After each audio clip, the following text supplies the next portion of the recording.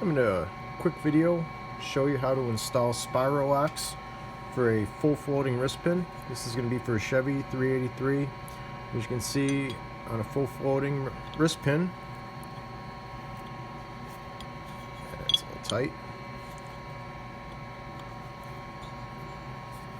The pin does not need to be pressed in or the rod heated. It just floats in there. I got these cleaned and lubed up. So the first thing you want to do is grab a Spiro clip, which is that.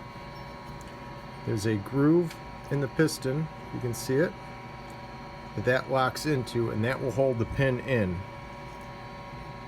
Now what I like to do, I do not have the tool to do it, so you take it and spread it like a coil spring, about like that. I'll start one side in the groove. I'll get my thumb right there about 180 degrees away from the end of it, so I can kind of coil it and push it in at the same time like that.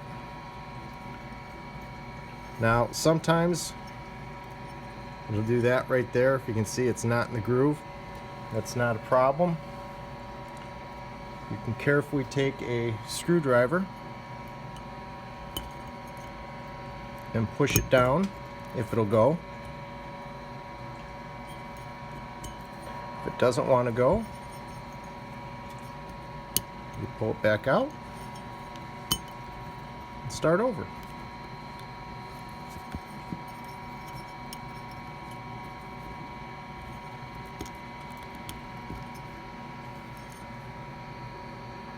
There, you can see it is just outside the groove, but I can get that in with my finger. So now I just need to wrap the rest of it around. That's the hardest part, is getting it started. Just keep turning it, wrapping it. And the last little part, you can walk in with the screwdriver. There, that's in. The next part is putting the pin in with the rod. Now you want to make sure your piston, however it's being put in the engine, is lined up with the rod, remembering that that chamfered area is going to go towards the outside of the journal. That area, the small side, is going to go next to the other rod. So on this particular one, I will be putting it together like that. And just set it in place. These pins fit quite tight, which is good.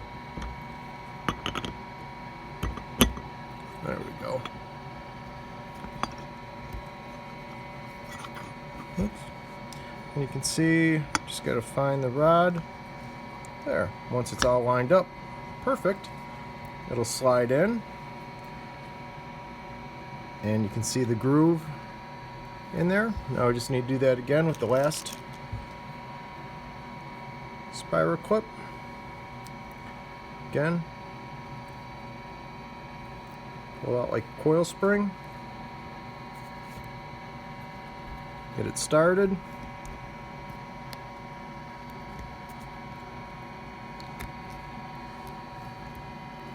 And twist and wrap. Now it looks like that one started in the groove, so I can just keep wrapping it around. And that one went in with just my finger. And make sure it's all the way in the groove on both sides. You can see the rod and pin float in there nicely. It's lubricated, and you're ready to go. Thanks for watching.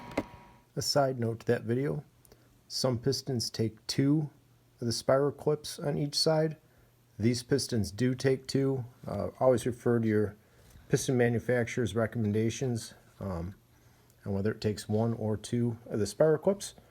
That's it. Thank you.